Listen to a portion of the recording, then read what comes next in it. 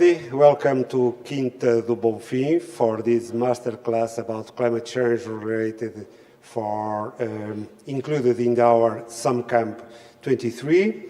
My name is Fernando Alves. I'm in charge for R&D activities in Symington Family Estates group. Along with me is my colleague Joana Valente. It's part also of our R&D team for viticulture. So we have more or less 2 hours for this masterclass, and we start with some very brief information about the region. So we are speaking about one region and at least 2 great wines for Port and Douro. And only to show you some information very simple about the Douro region. So the total surface of Douro area is about 250,000 hectares. The vineyards use more or less 20% of this surface, around 45,000 hectares.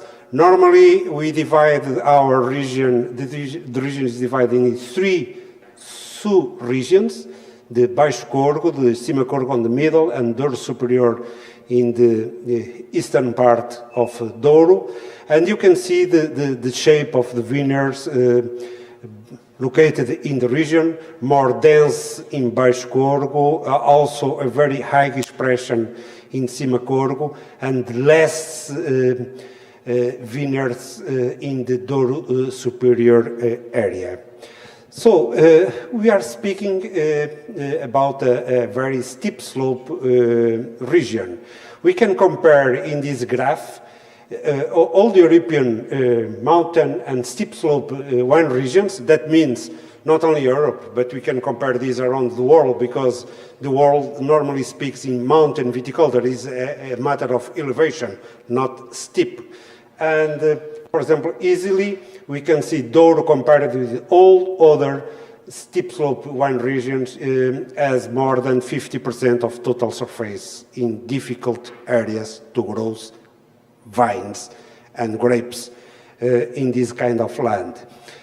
Another point very important for our region, we have a diversity of vineyard systems. Since the beginning, the stone terrace, later for mechanization and to rationalization of the activities in our landscapes, we have large terraces of 2 rows, that big evolution for the vertical rows, up to maximum 30% now of the slope in the hill. And nowadays we use only narrow terrace for 1 row, and with different geometry and sizes in the terraces. So, related to soil, or what we can say about soil, you can see in the left picture is normally leptosoils. That means the the surface of the soil is very thin, normally around 40 centimeters of soil. Then we have the bedrock, is schist, that easily broken to have a preparation of soil. In the past, this work is done by hand. Nowadays, with heavy machines that can work the soil to prepare at least at 1.5 meters deep in order to put the root system in this kind of soil. So the final result, so soil characteristics, we can say that are facing as soil, but normally is as very stony soils with a low pH, low organic matter content in soil, medium in phosphorus, and normally medium to high in potassium. So we also work for the sustainable development of steep slope vineyards. This is a map, is a 3D map of this property that we use. Is a cooperation with a different project, but we use this kind of information to make the plan for our new vines, and in order to get the best geometry in the terrace construction in order to reduce the problems related to erosion and the optimization of soil surface. For example, we are going to visit this in the afternoon. This is a soil preparation, for example, for vertical vineyards and also for terrace vineyards here on the right side of the picture. As you can see, with the help of new laser technologies, the parcel's geometry needs to be like the construction of a house, with high precision for the roads, for the slope of the terrace, and all these elements are crucial to reduce the problems related to erosion. And this is crucial even, for example, for mitigation of the climate change aspect. For example, the extreme events that happens related to thunderstorms in our region, is important to have a precise construction of our landscapes. Otherwise, you are at risk to lose a good quantity of soil to the river. Related to climate, our annual precipitation is higher in the part of Baixo, normally around 800 millimeters. In the middle part, we have an average of 600 millimeters, and in the Douro Superior, we can get between 400 to 500 millimeters of rain during the annual precipitation. If you look for the growing season, these values can vary between near 190 to 300 millimeters. And for example, during the ripening stages, we have a very few quantity of water from rain to our vines. For the growing season temperatures, we can see in this map that was building in the project managed by Hadvid with the help of the Professor Greg Jones in the past, and this was published in 2012. For this, we can also see how the temperature for growing season develops around the region. More hot or very hot near the river, and we can see along the higher elevation of the region that are a reduction in temperature. So that means this special variability of the temperatures in the region can give us some opportunities to adapt our vines for the warming. Related to the warming, this graph shows the evolution since 67 up to now. The temperature, the average temperature in this area in Pinhão, in Bonfim. So as you can see, there are a trend of a positive evolution of the temperature, but the most important contribution is the minimal temperature. As you can see, the slope and also the correlation, but the slope are higher for the minimal temperature. That means this average increase of the temperature is more related to the lack of cold days than the warmer days, but still exist both for this contribution. And what we can say about from this study for future projections for the Douro region over 3 different emission scenarios, we can have a range of growing season warming from this size, from 0.8 to 1.8 Celsius from, for example, for the time of 2020, 2050, and 2080, and the reduction of the annual precipitation from up to maximum of 7% or 22% in the 80 in the worst scenario. But for example, if you look for the projections for 2020, was yesterday, most of the average values we can get, and these projections was made in 2010, so that means, so we expect to have more or less the same kind of trend for the coming years. So also a brief information, this is a special information from the 3 scenarios, the B2 scenario, A1B, and A2. So that means B2, the less aggressive scenario, the A1B, the worst scenario, and the A2, the average scenario. And we can get the difference and how is projected the evolution of the temperature in the Douro region for these three emission scenarios was the scenarios available when this study was done. Nowadays, we use the RCP scenarios, and very soon the new scenarios, the SSP scenarios, will be applied for new scenarios. So this is a constant evolution from these projections. And for example, a very recently study done in Portugal for all the wine regions in Portugal about the extreme risk from weather, extreme risks for Portuguese viticulture, and shows with this index, the Euclidean distance, so that means this is a score of the principal components for drought and extreme temperature all together, that gives the risk for the different wine regions. As you can see, for the period 71 to 100, so the red dots are the most dangerous regions in risk related to these information. Another curious information is a very recent paper published a couple of months ago, is information about how we can find the relocation of the bioclimatic suitability of a bunch of grapevine varieties. For this presentation, I only selected Toriga Franca from Douro and Anton Vaz, a white variety from Alentejo.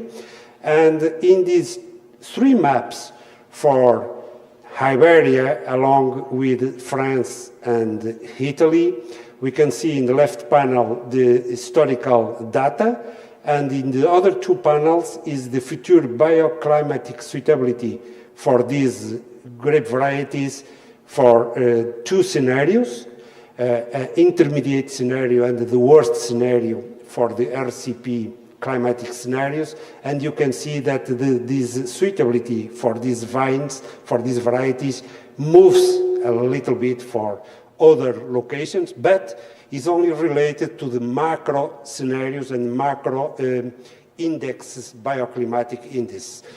Sometimes related for changes in elevation and other kind of adaptation that we need to develop other more precise tools to look with higher precision at a region level or a plot or a sub-region level, how this can be changed in coming years. I only to ask your attention for this beautiful project that was leading in recent years by the University of Villarreal, UTAD, along with other partners, that works for adaptations and made a beautiful green paper for adaptation strategies and climate change threats, and also for the long-term adaptation strategies. I invite you to assist the video that was available in the web page of this project, that in this video it's easy, is very well done, the summarizing of all these issues, activities, and initiatives for the future at different levels. Outra vez. Europe is the world leader in wine production, with a strong impact on its economy. The biggest challenge being faced is to reverse the negative effects that climate change and extreme weather events have on wine production. During the last decade, the increase in temperature has led to shifts in the grapevine's growing cycle, influencing berry ripening, wine composition, and typicity. This impact makes it necessary to develop very specific adaptation strategies and thus reduce the impact of climate change in order to maintain the European wine sector competitive. In the short term, that is for 1 or 2 seasons, there are several strategies that help ensure a sustainable future. Appropriate canopy management helps delay the vine's development cycle and prevent the final stages of maturation from occurring during periods of high heat. To illustrate, a well-performed leaf removal can reduce water consumption and also postpone ripening until a cooler period. Applying sunscreen creates particulate films on the leaves, encouraging the plant's metabolic growth and reducing sunburn during periods of high heat and water stress. The use of protective nets also reduces sun exposure. Supplemental irrigation. Given the growing scarcity of water resources, irrigation must be implemented with water savings in mind, while still complying with the production rules of wine regions in order to maximize its benefits. Drip systems optimize the amount of water allocated to each vine, while plant water status indicators can be used to optimize irrigation scheduling. Soil management. The use of specific plant species used as cover crops in vineyard interrow spaces contributes positively to soil fertility, depending on whether we are in a dry or wet season. Some plants compete very little for water and promote soil fertility and health. This all helps maintain the vine's vigor and prevent soil erosion. Pest and disease control. The control of pests and diseases should be constant, since climate change may exacerbate them.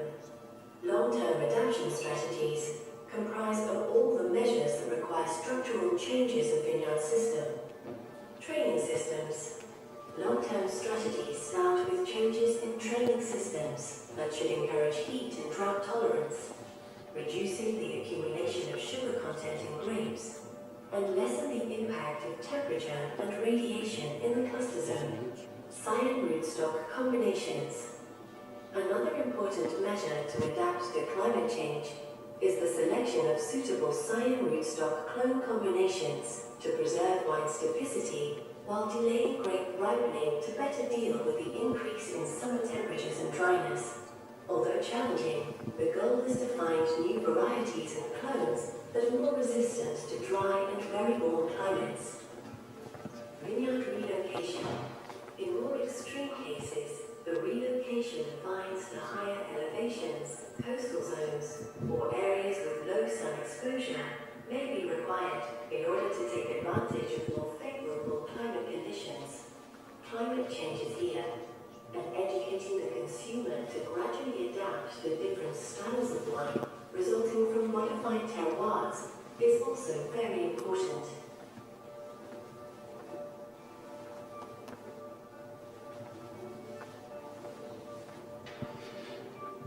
Okay, so after this video, what is our capacity to adapt in our region? First of all, using our topography. So with our elevation and exhibition of our landscapes, we have a powerful tool to adapt for different scenarios for our grape varieties.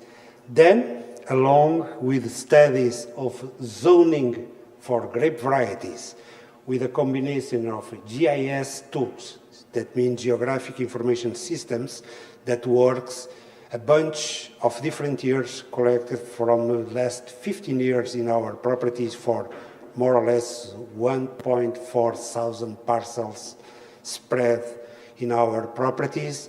We can use all this information to study the behavior of each variety related to each location. That means study about terroir effects.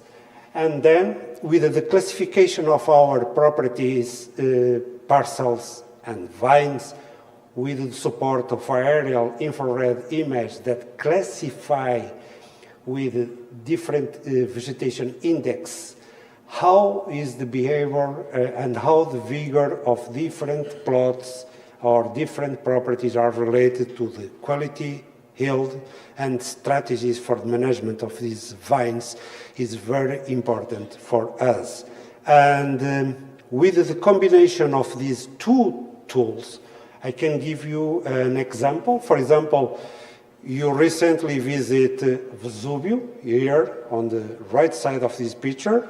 As you can see easily from Vesuvio, that facing you in the other side of the river, you have another property, Senhora da Ribeira.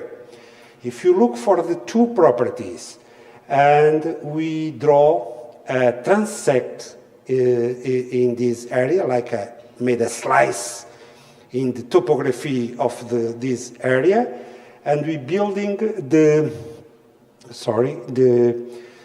profile of both landscapes. We can see the river, Quinta de Senhora da Ribeira on the left side, Quinta do Vesúvio on the right side, and this means the profile of the different vineyards to the both properties.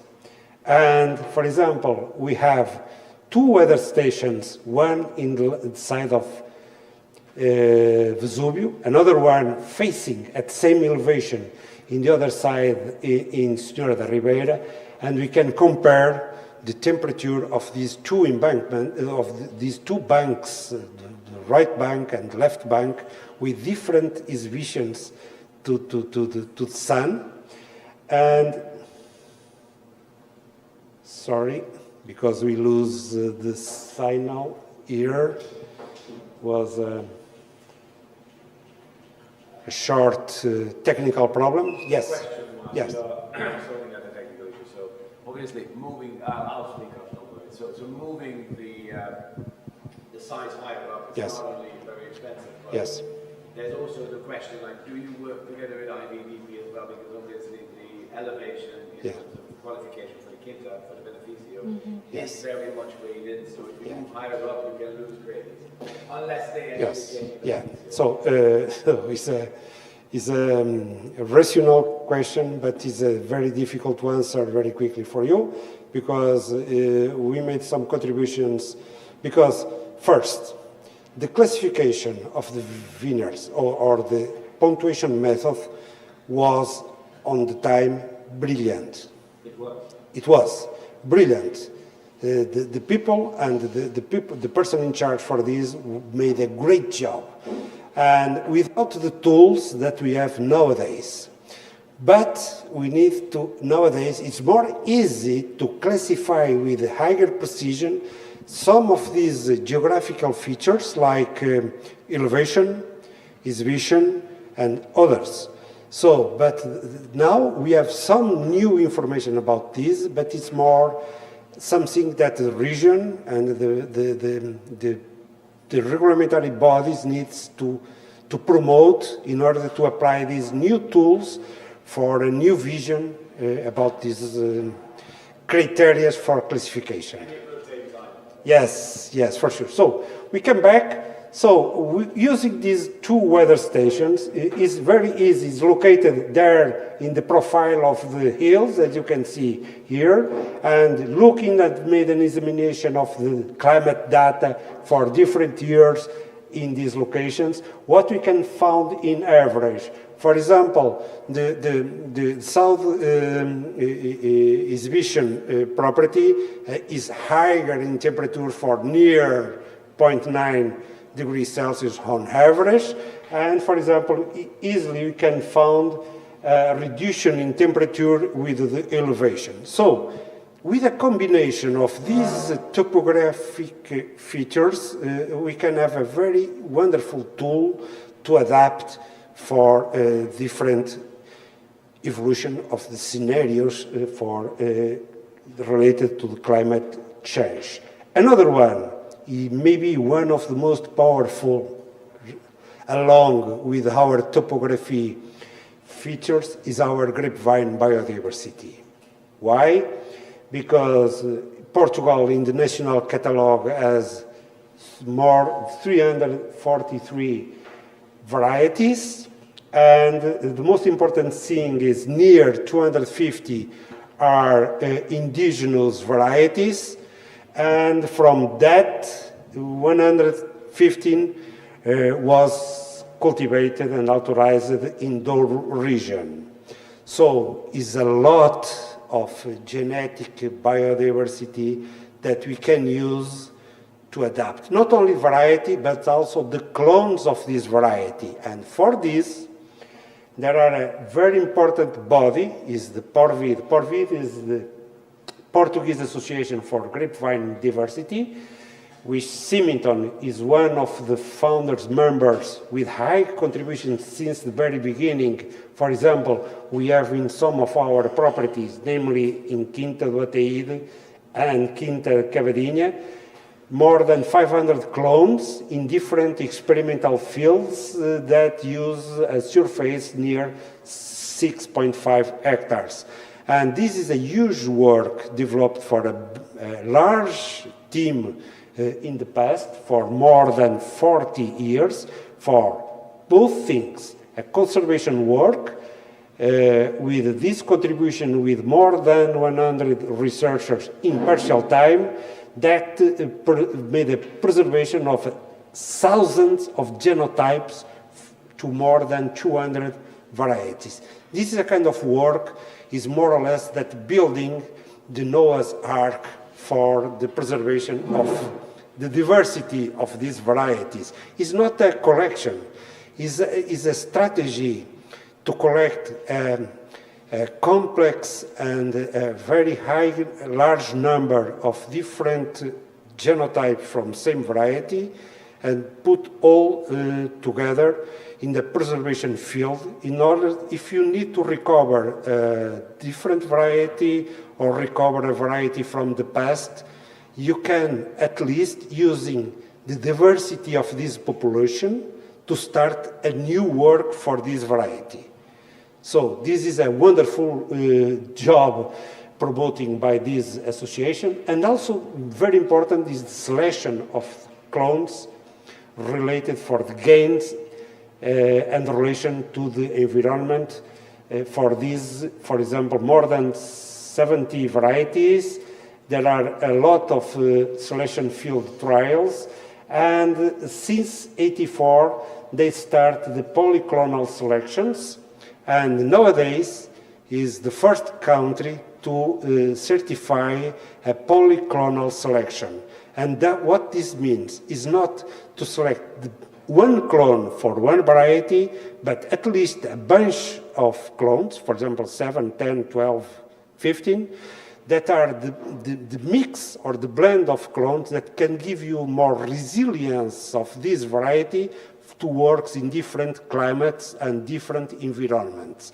And this was studied with a very precise methods of quantic genetic and precise methods of math that can show how is the gain for the variety if you use this bunch, this blend of different clones. And this is a wonderful tool to adapt for the near future.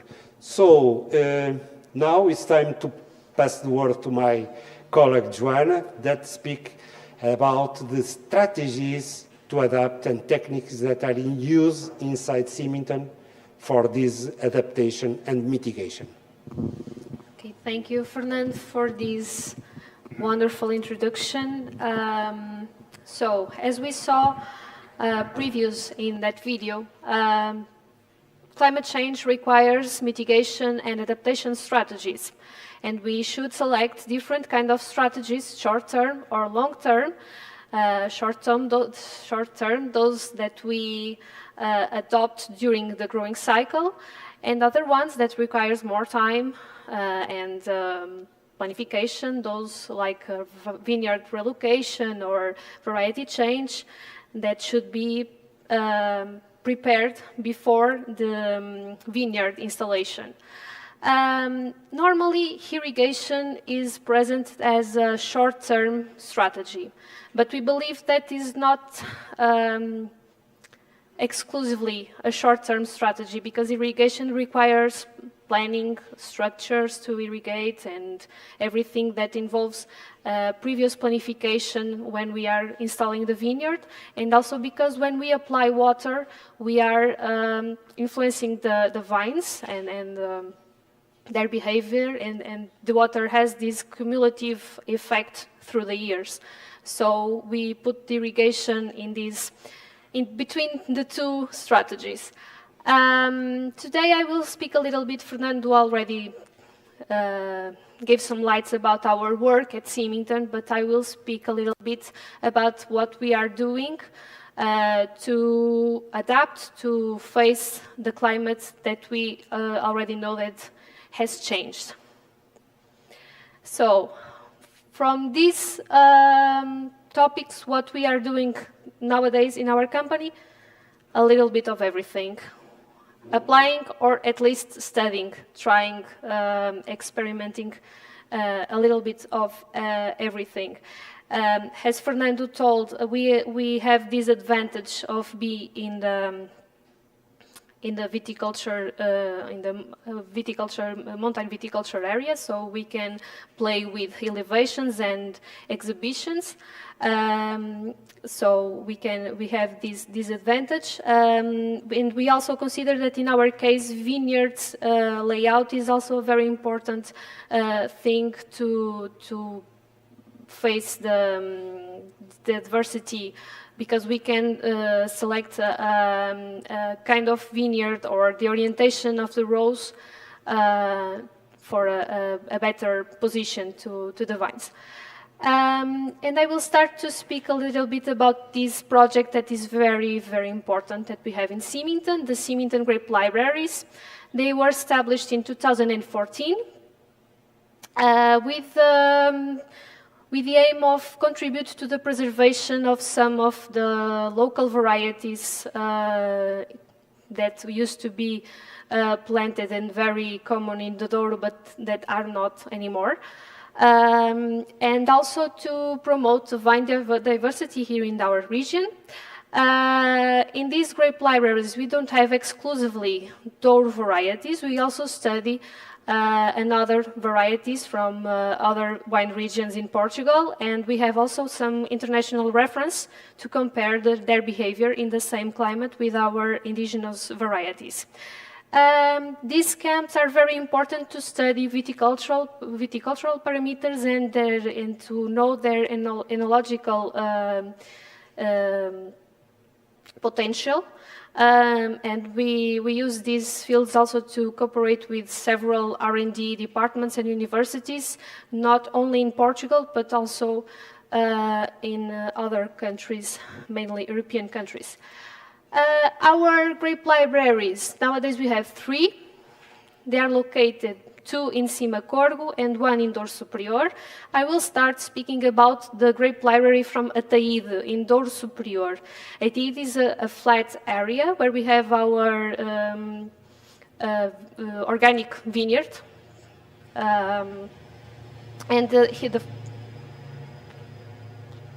Let's wait for the train.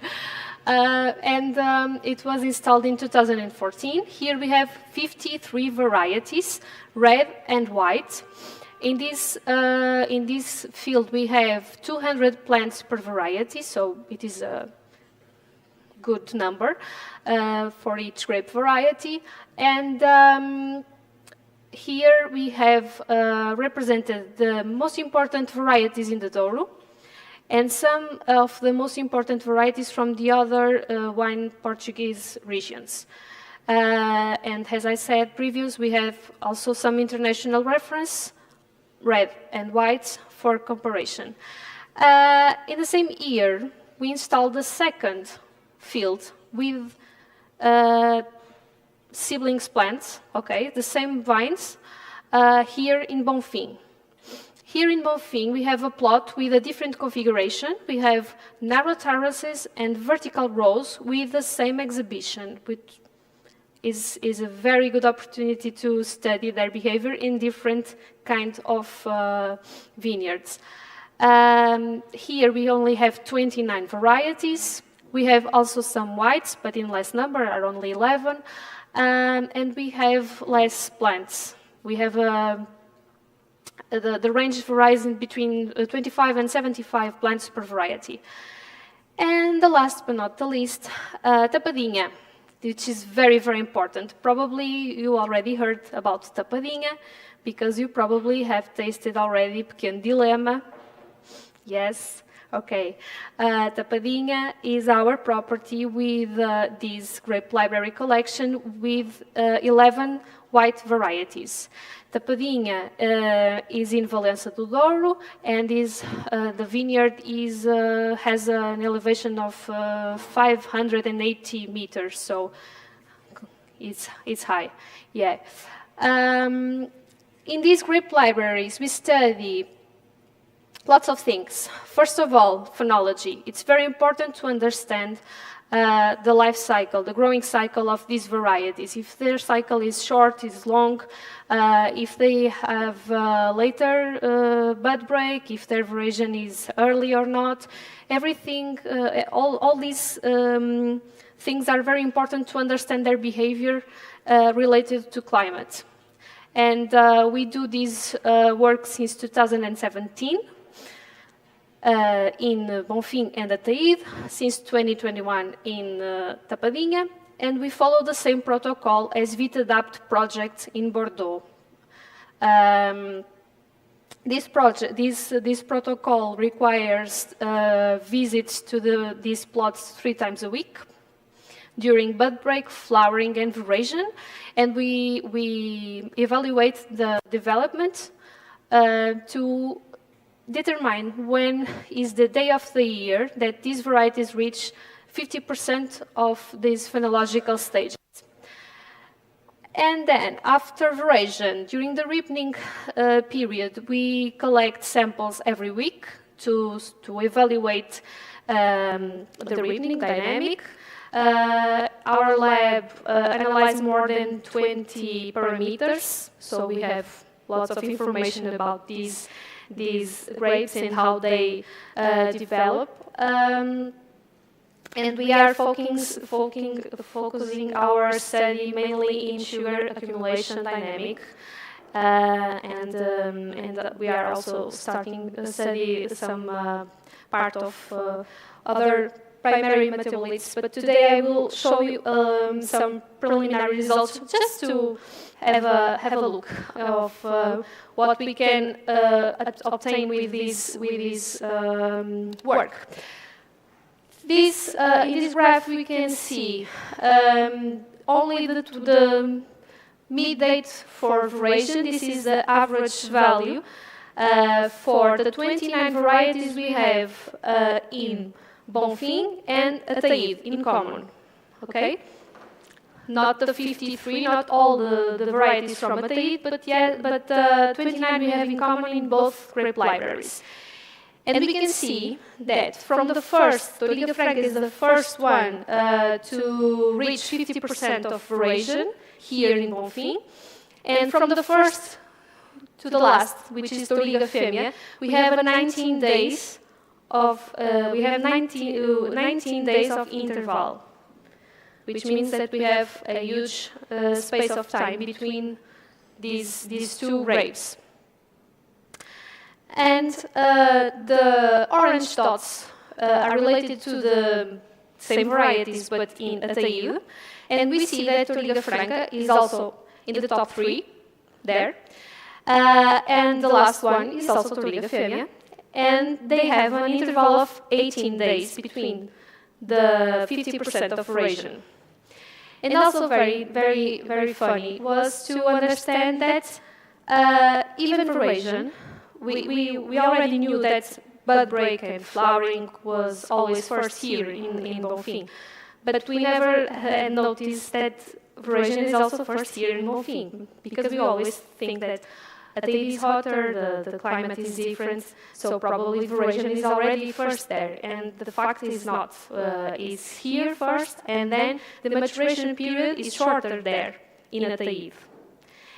And we can see that in Bonfim and in Ataíde we have more or less the same varieties. The first group, you cannot see the green square around the first dots, but we can see that the first group of varieties reaching 50% and the last ones are more or less the same in both places, which was very interesting to see their behavior in completely different variety, completely different climate conditions, but they maintain their behavior.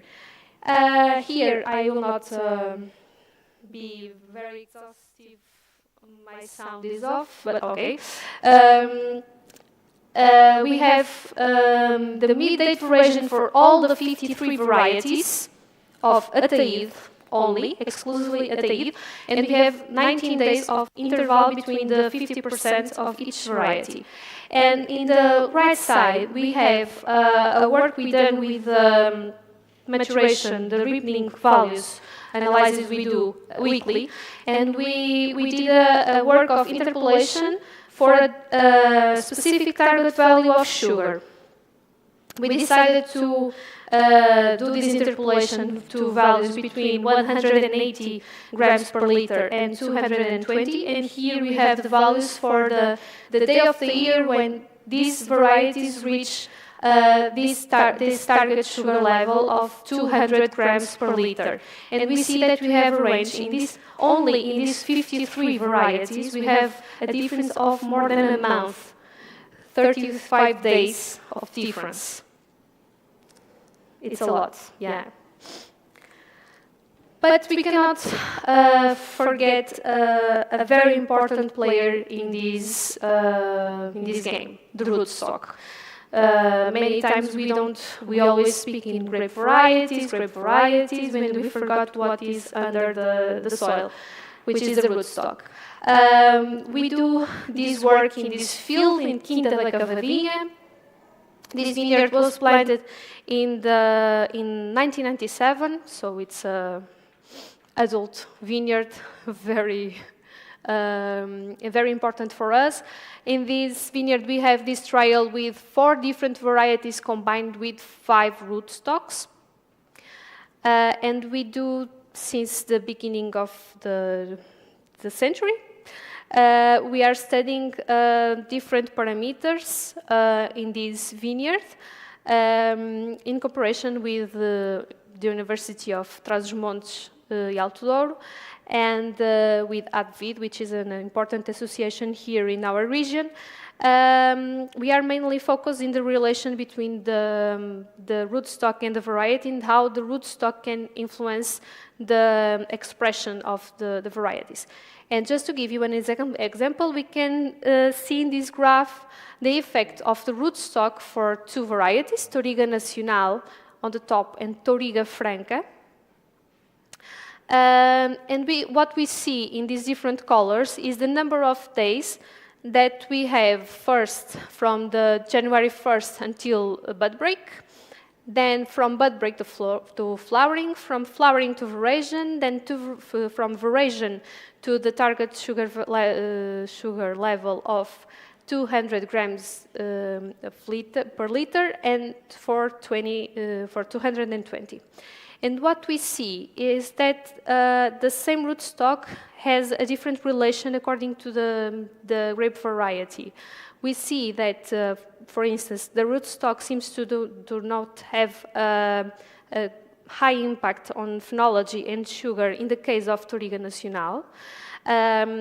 We see that 110R Richter seems to anticipate the veraison. But in case of Touriga Franca, we don't see effects on phenology, but on sugar accumulation. And Touriga Franca is a very important grape variety for us. And we see that there is one specific rootstock that seems to promote higher sugar accumulation. So have this kind of information is very important when we have to plant. We must plant a new vineyard. And we need to decide which rootstock and which variety we will put in this place for the next 30 years. Regarding soil management, as Fernando explained you already, our soil in the Douro is very special, very unique, and very poor, with lots of stones and low organic matter and low pH, everything. In our vineyards, we try to keep natural cover crops, and in some cases, we sown cover crops to improve the soil structure, to improve the biodiversity, trying to get better soil structure and to increase the availability of nutrients for our plants. Regarding extreme events protection, in our vineyards, mainly in those that are facing south, where we have more exposure to sunlight, and we normally have some problems of sunburn and everything. We do applications of kaolin and biostimulants to turn our varieties more resilient and more resistant to these, to the higher temperatures and the high exposure to sunlight. And now we will stop here. We will do a 10 minutes break. Yes? Okay, we have something to eat or drink. And we will be back in 10 minutes.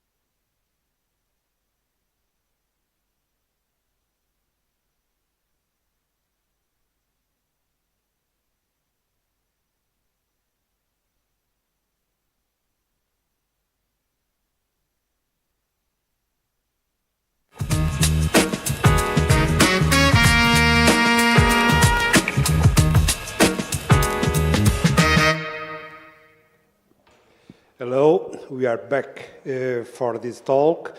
So we need to speak a little bit about one of the issues very important for us is the water management in a drought area with this kind of warming. The management of the water for the vines is crucial for our production. So this is the general concept about soil-plant atmosphere relations, because we need to take care about the soil water potential and how atmosphere moves this water through the plant to the atmosphere. So we need to evaluate not only the leaf area, different concepts of the use of this capture of the energy and the energy balance in the canopy, because is the balance between all these elements that promote that CO2 goes inside the vines to promote photosynthesis and all the metabolism of the vine, but also the vine lose water through the transpiration. And is the balance between these 2 points that gives the best results for our vines. Some informations about this, for example, for the dynamic in soil plant atmosphere, we use a lot of information and we look very deeply to the soil. We have, for example, an experimental model set up since 2020 that combining water potentials in the vines with soil moisture measurements to study these relations.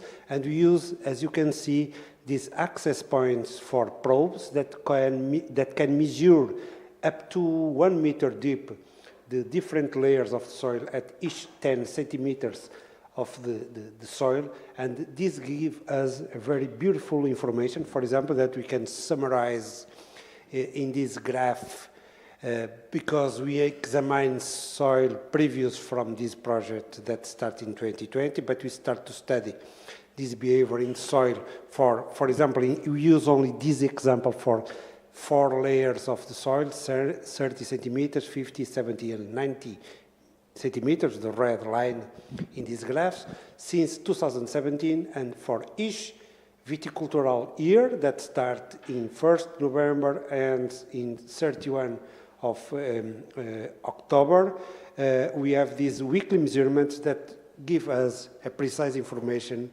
about the dynamic of the water for different layers in these seasons. And easily you can look for 2022 was a very drought year compared with all the others. And for example, starting with this information for our viticultural team and also enological team, for example, it's easy for us with this kind of data early in season, in February or March, say, so guys, we need to be prepared, we need to start to use all other mitigation measures to adapt for a very challenging year. But we need to have this information because it was impossible to recover at this point the moisture available, the water available in the soil. And some other information related to the soil, sorry, I'm not seeing what happens Wait. in the screen. No, I lose my signal. If you can assist me, I'm losing the connection to the big screen. But for example, what I want to show you with these next 2 slides is some brief information related to the concept about the importance of the water for vine. And starting from this very simple information, we take this information and we take this behavior to apply different tools for monitoring the water in our vines. But firstly, and very important for a grower, we need to understand what means water and how the water works in the vine. For example, here we have a draw for a vine, and normally the water only flow from the soil to the atmosphere through the stomach of the leaves, first from soil to the root to the trunk, stems, leaves, and then go with the transpiration action to the atmosphere. And the adjustment in subflow xylem between the availability of the water in soil and the level of transpiration gives the information about the water potential or the plant water energetic status inside the vine. So that means the value that we can get when we take a measurement from these vines give us the information about the internal deficits, if they exist or not exist, in order to have this information to manage our vines. And, and for example, this is a kind of quiz. Can you see some difference, not the compact C, between these leaves in this picture, for example, or for sure you can see some burns in some leaves there, but for example, if you compare the main leaves in this picture, it's impossible to say there are differences between these leaves in this canopy, but if you look deeply with a thermal camera, for example, very easy, you can see that this picture here, this leaf here, has a different color. That means a different temperature from the other leaves surrounding this one. And what we saw, for example, we take this data from a cooperation of a colleague from the University of Porto, and this central leaf has 10 degrees Celsius higher than the others. So this is a kind of tool. We try, our colleagues apply a liquid paraffin in this leaf, so that means stop the transpiration of this leaf, waiting for 20 minutes, and took another image with a thermal camera. What they represent is when we stop the transpiration, the temperature rises for, in this case, for 10 degrees. This is what happens to the vines when there are no water in soil. That means the leaves acts as a tool to cooler all the vines. If they cooler the vines, that means they made good transpiration, not so much, must be in balance, and then they promote higher photosynthesis, higher quality compounds, and even promote some stability on the yield. And based on this, so starting from the natural factors, climate, soil, and variety, grapevine variety, this is the factors that give us the vine water status. And no water stress, we need to understand what is excessive no water stress, for example, increasing a berry size and vigor, and this gives some negative effects on quality and for sure improve the yield.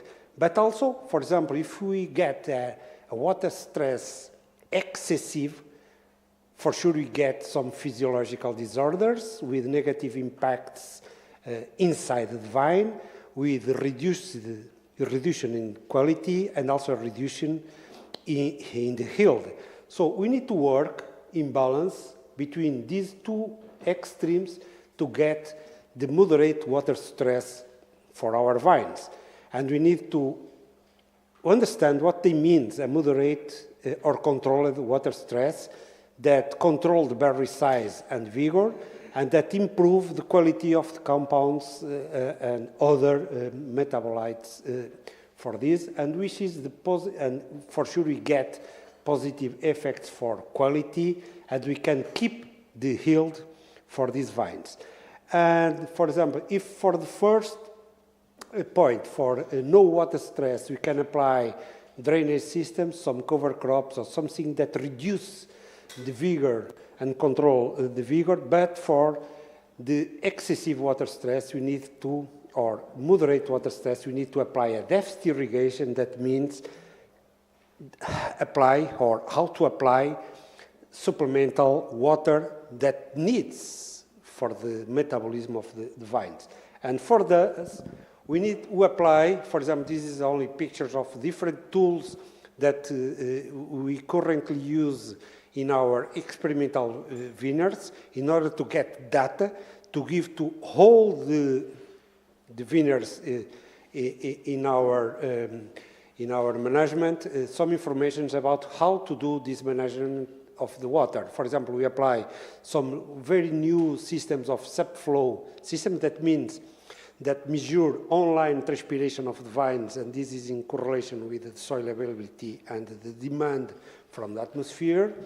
We also do some micrometer variation of the trunks that also can be related to the water consumption, water inside the vines. But the most important tool for us since a long, long time was the solent chamber, or a pressure chamber that measure directly in the vines, in the canopy, the water status in the vine. And we can apply this method in pre-dawn, just before the sun comes to the vineyard, but also we can use this to access the evolution of the water potential of the vine related to transpiration during the day.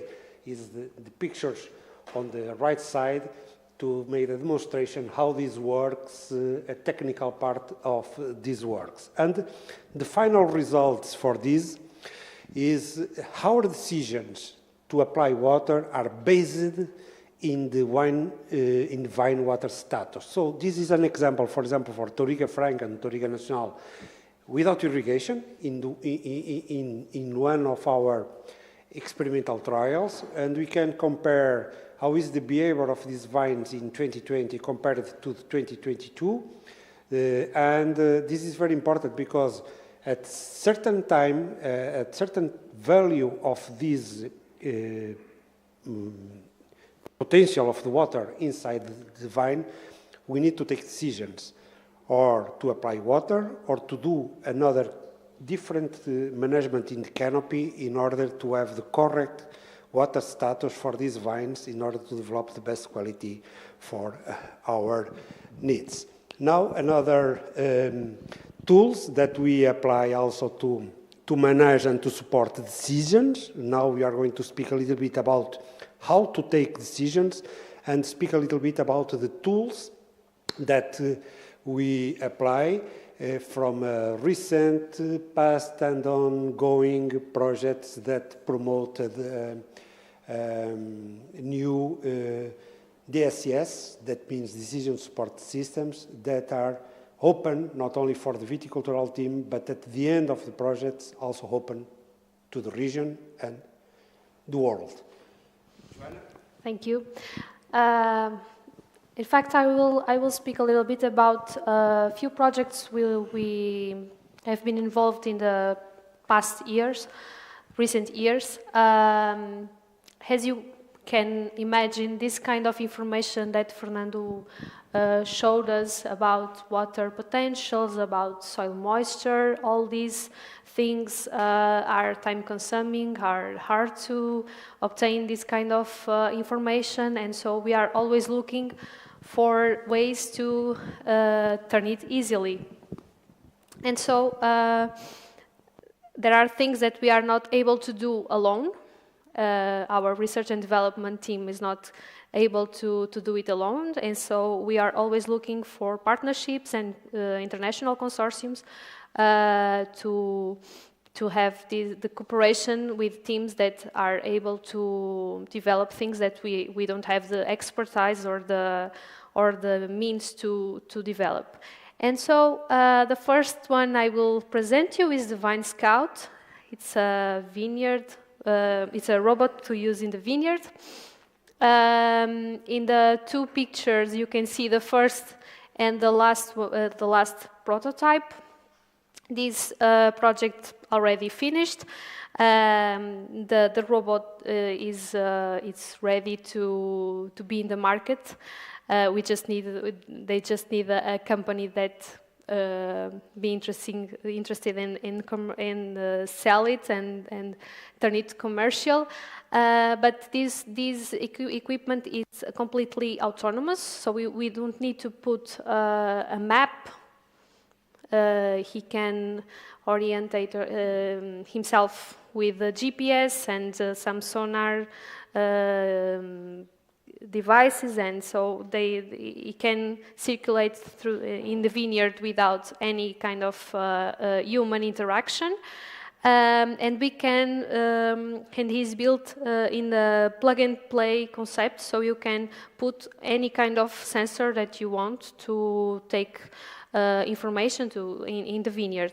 During the project, we tested with two kind of devices, and we are mainly getting data about NDVI, so vigor and building vigor maps, and another information that could inform us about the water condition of the vines.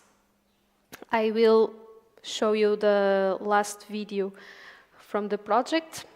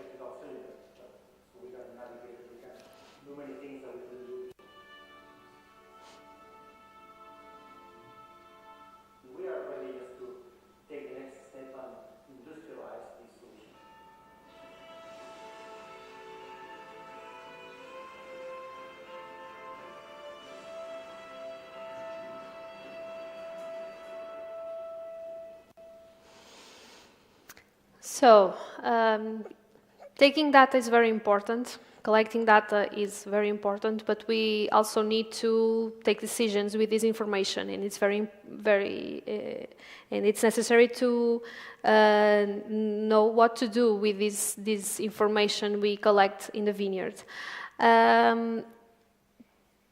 More or less during the same period of time, we've been involved in this project, another H2020 Research and Innovation Action, VISCA, Vineyard Integrated Smart Climate Application. This project aimed to develop this decision support system.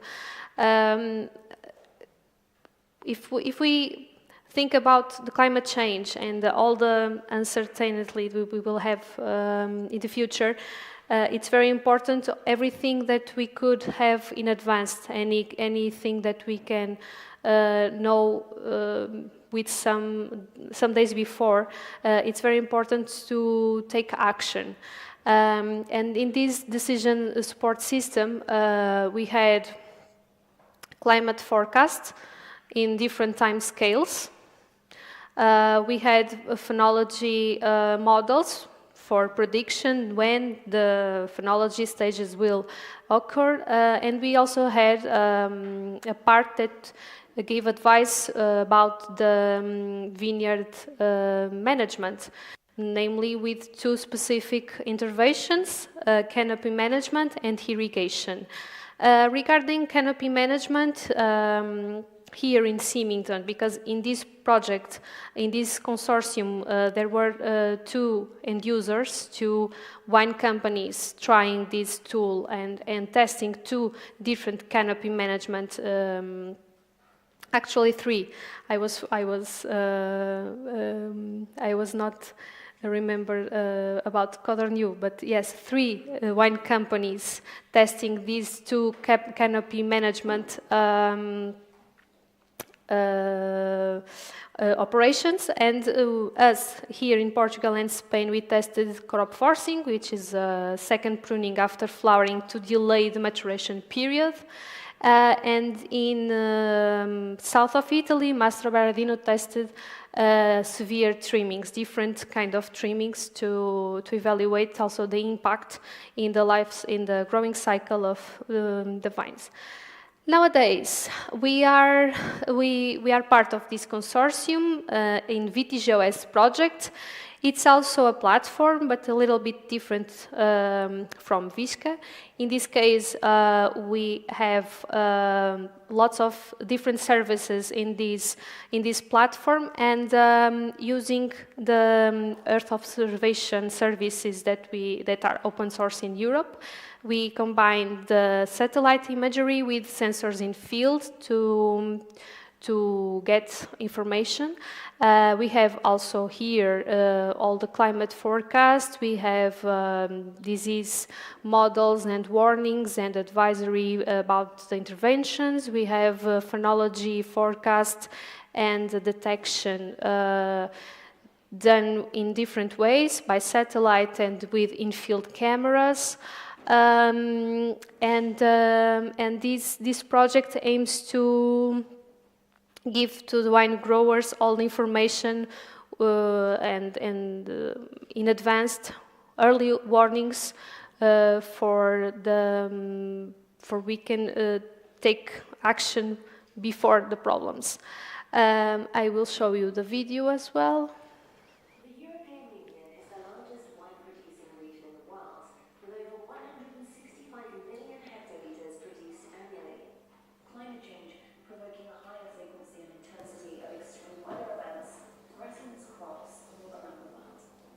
On the other hand, more than 20% of greenhouse gas emissions worldwide come from agricultural activities. This demonstrates why today sustainable agriculture is more important than ever. The European-funded project VitiGeoS contributes to the increasing sustainability in the wine industry by offering a platform for optimizing day-to-day field management. Based on the integration of Earth observations, combining satellite data and sensors in the field, VitiGeoS platform offers services providing advanced weather and sub-seasonal and seasonal climate forecasts, crop status indicators, phenological monitoring, disease warnings, crop water demand requirements, and the tool for managing business operations and sustainability assessment. VitiGeoS aims to deliver a reliable decision support system to winemakers for smart vineyard management, supporting sustainable grapevine cultivation at an economic, environmental and local level. The platform, being co-developed and tested in vineyards of 3 European wine producers, boosts vineyard sustainability and eases the industry adaptation to climate change. VitiGeoS, striving for more sustainable vineyards and winemaking.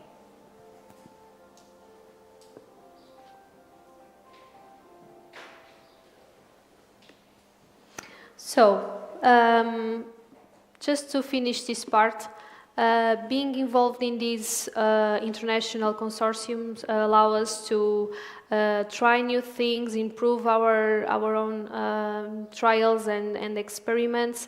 And now I will give the floor to Fernando to finish this section. And so it's a very short information, only to give you some news about the projects ongoing nowadays. We start very early. It's an update from previous project. Now we selected some of our new projects based on the resilience and recovery program from Portugal in the consortium Vine and Wine managed in the ID research tasks by the UTAD from Villarreal, and we are involved in 6 projects in this main framework of this process, but only select 3 related to the climate change and climate adaptation. Namely, the very first one, the Vine Adapt to Climate, under the management of the Professor João Santos from UTAD, with his consortium inside this project. And the main tasks of this project is to access to climate projections with high spatial resolution, higher than we get at this moment, a work to evaluate the risk of extreme climatic events, and study also the impacts of climate change in different aspects of the production. And an important thing inside this project is creating a living lab. We are managing this part also for intelligent climate strategy service, or better, how to apply all these things that Joana explained about mitigation tools, how to apply these in precising these experimental fields that we call living labs. So it's more or less not only it works in projection scenarios, macro scenarios, but looking at the level of the vine to apply these tools at this level. Another one is the MISCI for wine, is also a consortium inside of this project.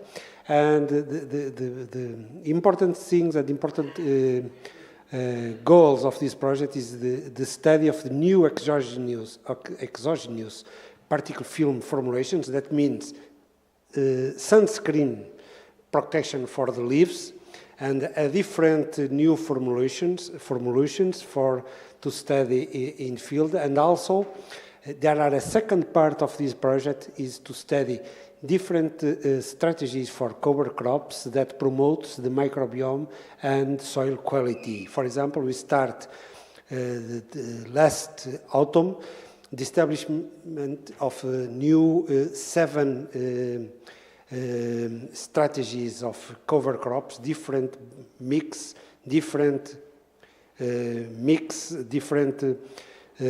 plants in soil, in order to examine the impact of this new mix in soil. And another one is the BioGrape Sustain.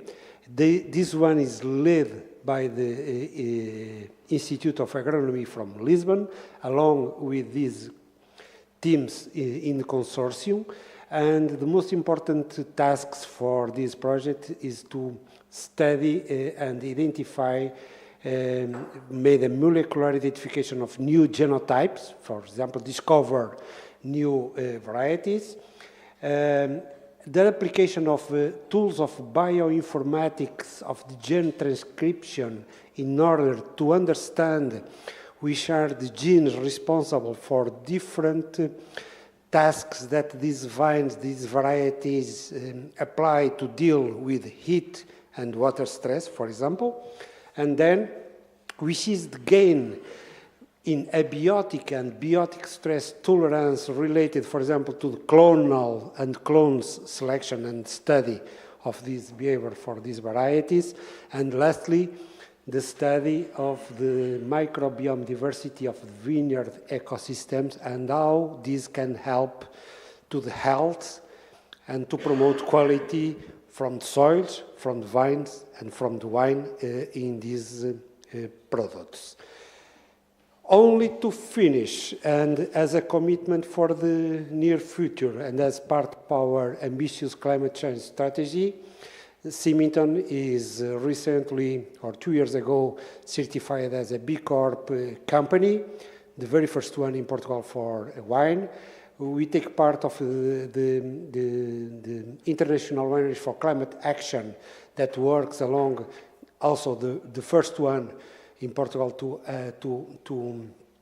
go inside this association. And we are very recently, was 2 weeks ago, the very first company that get the National Sustainable Wine Growing Certified for sustainability according the rules that IVV promote for Portugal. So this is our overview about our talks for climate change and adaptation, and more important also mitigation aspects for our vineyards. And now we are free and available for a short yes, we have slot of 5 minutes to questions if you have some doubts. So, okay, I need to give my microphone. I just have a question on irrigation and the soil management, because I've spoken to Claudia Bourguignon. I met them last week, very famous soil experts. And I understand that the climate here in the Douro is very hot and the soils are very poor. But do you think that irrigation is something that you always need in the future as well? Or if you promote a better soil kind of activity and balance, that you might not need irrigation in the future? Okay, so we know very well the conditions in Burgundy. I can tell you that recently we have a very short cooperation with Professor Benjamin Bois.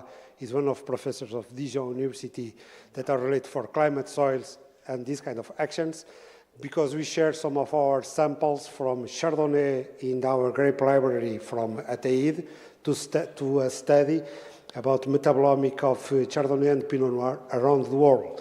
And they deserve these ones that grows in a very warm conditions. And Benjamin Bois visits us 2 times at least for this one. So when we speak about deficit irrigation or applying some water, so we need to take care for all the mitigation strategies that we can apply. So first, we need to choose the best location for the vines.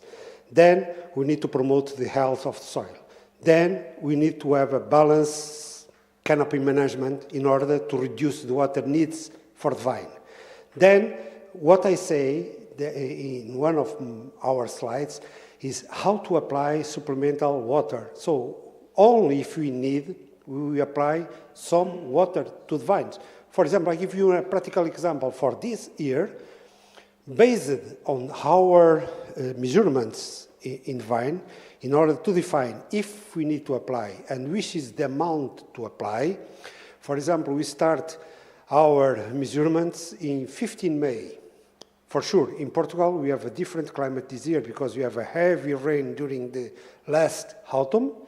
During the winter, for example, December get 4 times more water from rain than the average.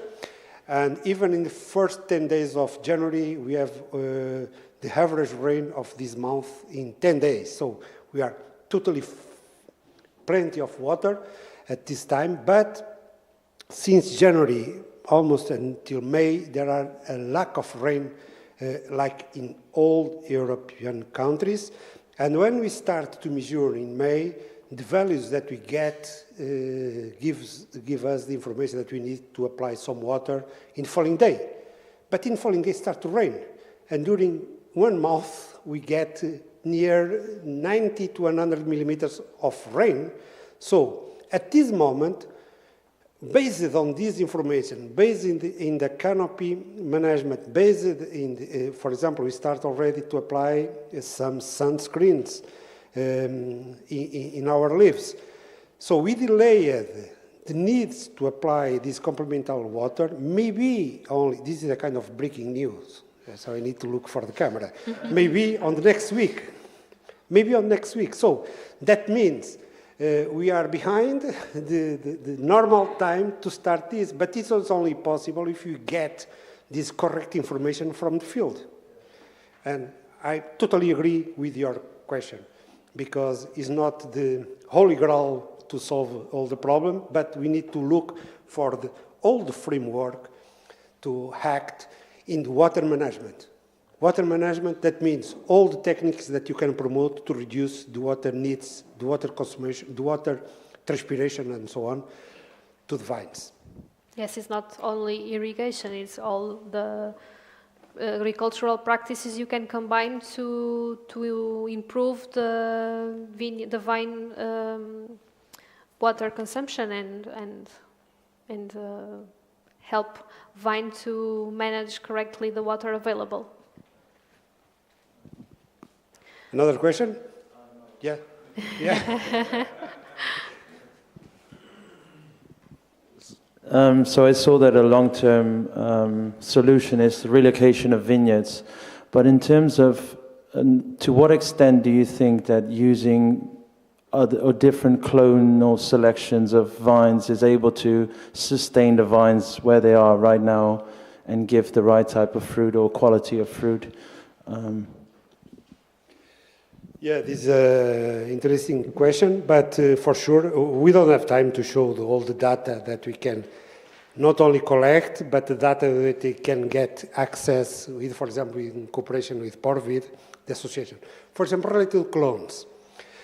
Touriga Franca is a very important variety for us.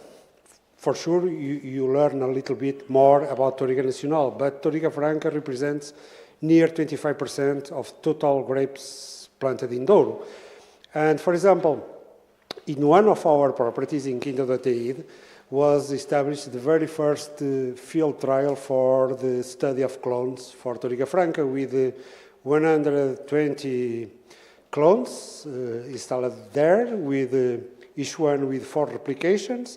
This field was planted in 84, and in the very first years was studied by all this team that nowadays belong to Porvid, this association, study the behavior of these clones for yield, for quality, and so on. Since last years, we have, through the works of Porvid and the development of Porvid, we get new 7 clones certified from this variety for Touriga Franca. It's not easy to get clones for this variety because the team already know that there are not a variety with a huge variability inside the population. So that means it's more difficult to get, but they found at least 7 clones.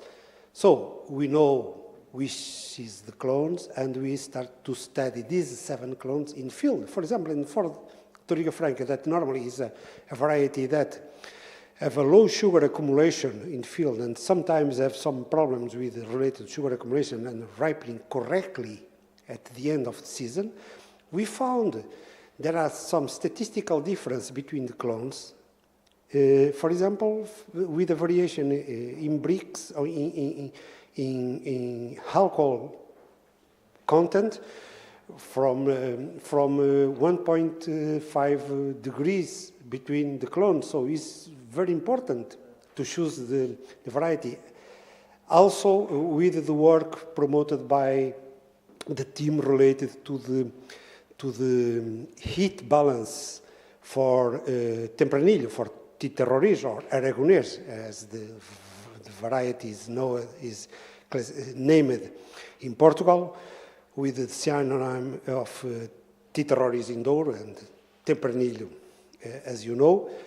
For example, they studied the 12 more sensitive clones for heat adaptation through the temperature of the leaf, compared with the 12 less sensitive for this. And this less sensitive for this shows, or better, the less sensitive for temperature shows a huge difference in temperature from the different clones that promote, even for a variety that is very sensitive for heat accumulation, a tool to choose which is the best clone to plant there, or to choose the clones to use a different elevation in our properties.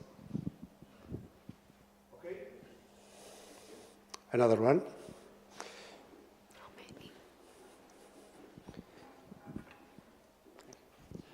So there seems to be a lot of research about, from what I've seen, from the soil up, yeah, in terms of leaves, fruit, etc.